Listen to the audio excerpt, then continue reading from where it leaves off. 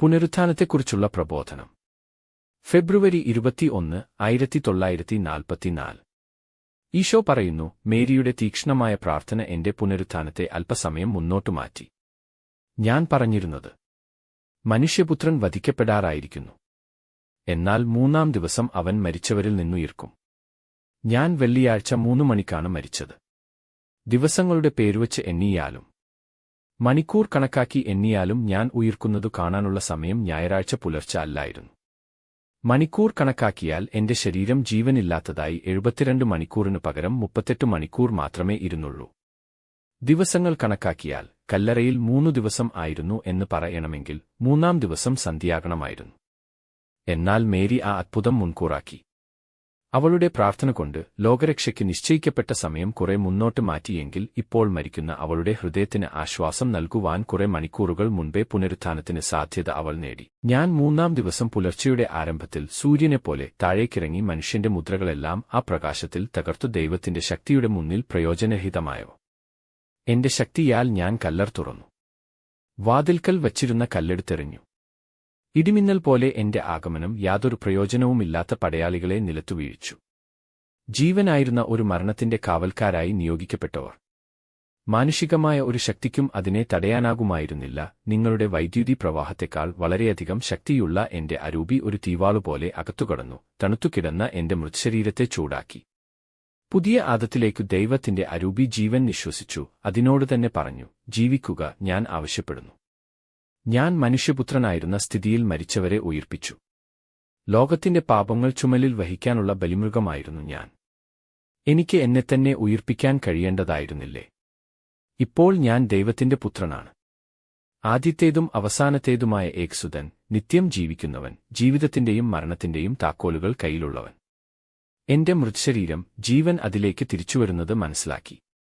നോക്കൂ, വളരെ കഠിനമായ അധ്വാനം കഴിഞ്ഞ് തളർന്നു കിടന്ന് ആഴമായി ഉറങ്ങുന്ന മനുഷ്യർ ഉണർന്നുവരുന്നതുപോലെ. ഞാൻ ദീർഘമായി ശ്വാസം എടുക്കുന്നു. കണ്ണുകൾ തുറക്കുന്നില്ല. രക്തം വീണ്ടും പ്രവഹിച്ചു തുടങ്ങുന്നു. എല്ലാ ഭാഗങ്ങളിലും എത്തി. മനസ്സിനു ചിന്തിക്കാനുള്ള ശക്തി വന്നു. പക്ഷേ ഞാൻ വളരെ അകലത്തിൽ നിന്നാണ് വരുന്നത്. നോക്കൂ, മുറിവേറ്റ ഒരു മനുഷ്യനെ ഒരത്ഭുത ശക്തി സുഖപ്പെടുത്തിയതുപോലെ രക്തം എന്റെ ശൂന്യമായ രക്തധ്വനികളിലെത്തി, ഹൃദയത്തെ നിറച്ചു, കൈകാലുകൾക്ക് ചൂട് നൽകി. മുറിവുകൾ സുഖപ്പെടുത്തി. ചതവുകളും വ്രണങ്ങളും കാണാനില്ല. ശക്തി തിരിച്ചുവരുന്നു. പക്ഷേ ഞാൻ എത്രയധികമായി മുറിവേൽപ്പിക്കപ്പെട്ടു. നോക്കൂ, ശക്തി പ്രവർത്തിക്കുന്നു. ഞാൻ സുഖപ്പെട്ടിരിക്കുന്നു. ഞാൻ ഉണർന്നു. ഞാൻ ജീവിതത്തിലേക്കു തിരിച്ചുവന്നിരിക്കുന്നു. ഞാൻ മരിച്ചവനായിരുന്നു.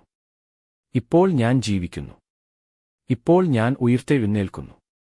മരണത്തിന്റെ കച്ചകൾ കുടഞ്ഞുമാറ്റി. സുഗന്ധലേപനങ്ങൾ ഞാൻ കുടഞ്ഞുകളഞ്ഞു. നിത്യമായ സൗന്ദര്യമായിത്തീരുന്നതിന്, നിത്യമായ സുസ്ഥിയിൽ ആയിരിക്കുന്നതിന് എനിക്കവ ആവശ്യമില്ല. ഈ ഭൂമിയിൽ നിന്നല്ലാതുള്ള ഒരു വസ്ത്രം ഞാൻ ധരിച്ചു. അതു നെയ്തത് കന്യാലില്ലികളുടെ പട്ട് നിർമ്മിക്കുന്ന എന്റെ പിതാവാണ്. ഞാൻ മഹത്വം, അവൾ അർഹിച്ചിരുന്ന ജോലി ഞാൻ അവൾക്കു കൊടുത്തു. പുനരുത്ഥാനത്തിന്റെ ദൗത്യവാഹകയാകുവാൻ അവൾ സമനില തെറ്റി സംസാരിക്കുന്നതാണെന്നു പറഞ്ഞ് പരിഹസിക്കപ്പെടുമെന്ന് അവൾക്കറിയാം. എന്നാൽ മനുഷ്യരുടെ വിധികൾ അവൾക്ക് ഒട്ടും പ്രധാനമല്ല. മഗ്ദലനയിലെ മേരിക്ക്, ഈശോയുടെ മേരിക്ക്. മരിച്ചവരിൽ നിന്ന് ഞാൻ ഉയിർത്തത് അവൾ കണ്ടു. ആ സന്തോഷം മറ്റെല്ലാ വികാരങ്ങളെയും കീഴിലാക്കി. കുറ്റക്കാരായിരുന്നവരെയും ഞാൻ എങ്ങനെ സ്നേഹിക്കുന്നു എന്ന് നീ കാണുന്നുണ്ടോ? അവൾ കുറ്റങ്ങളിൽ നിന്ന് വിടുതൽ പ്രാപിക്കുവാൻ ആഗ്രഹിച്ചു. ആദ്യം ജോണിനെപ്പോലും ഞാൻ എന്നെത്തന്നെ കാണിച്ചില്ല. മഗ്ദലനയാണ് ഞാൻ സ്വയം കാണിച്ചത്. ജോണിൻ എന്നിൽ നിന്ന് പുത്രസ്ഥാനം നേരത്തെ തന്നെ ലഭിച്ചു. അവന് അത് ആയിത്തീരുവാൻ കഴിയും, കാരണം അവൻ പരിശുദ്ധനായിരുന്നു. ആത്മീയ പുത്രൻ മാത്രമല്ല, ശരീരത്തോട് ബന്ധപ്പെട്ട ആവശ്യങ്ങളും ശ്രദ്ധയും ശുശ്രൂഷയും നിറവേറ്റുവാൻ, അങ്ങനെ പരിശുദ്ധയായ ദൈവമാതാവിനെ സേവിക്കുവാൻ കഴിവുള്ളവനായിരുന്നു. കൃപാവരത്തിലേക്ക് പുനഃസ്ഥാപിക്കപ്പെട്ട മഗ്ദലനയ്ക്കാണ് ഉത്തീതമായ കൃപാവരത്തിന്റെ ആദ്യ ദർശനം ലഭിച്ചത്. എല്ലാം ജയിക്കത്തക്കവിധം അത്രയധികമായി നിങ്ങൾ എന്നെ സ്നേഹിക്കുമ്പോൾ നിങ്ങളുടെ രോഗഗ്രസ്തമായ ശിരസ്സും ഹൃദയവും എന്റെ തുളയ്ക്കപ്പെട്ട കൈകളിലെടുത്ത് എന്റെ ശക്തി നിങ്ങളുടെ മുഖങ്ങളിലേക്ക് ഞാൻ നിശ്വസിക്കുന്നു. എന്നിട്ട് ഞാൻ നിങ്ങളെ രക്ഷിക്കുന്നു. ഞാൻ സ്നേഹിക്കുന്ന മക്കളായ നിങ്ങളെ ഞാൻ രക്ഷിക്കുന്നു. നിങ്ങൾ വീണ്ടും സൗന്ദര്യമുള്ളവരും ആരോഗ്യവും സന്തോഷവും സ്വാതന്ത്ര്യവും ഉള്ളവരായിത്തീരും. ഞാൻ നിങ്ങളെ പാവപ്പെട്ട മനുഷ്യരുടെ ഇടയിൽ സദ്വാർത്ത അറിയിക്കുന്നവരാക്കും. എന്റെ നന്മയുടെ സാക്ഷികളാകാൻ, അത് അവരെ ബോധ്യപ്പെടുത്താൻ, എന്നെക്കുറിച്ച് അവരെ ബോധ്യപ്പെടുത്താൻ നിങ്ങളെ നിയോഗിക്കും. എന്നിൽ വിശ്വാസം ഉണ്ടാകണം. സ്നേഹിക്കണം.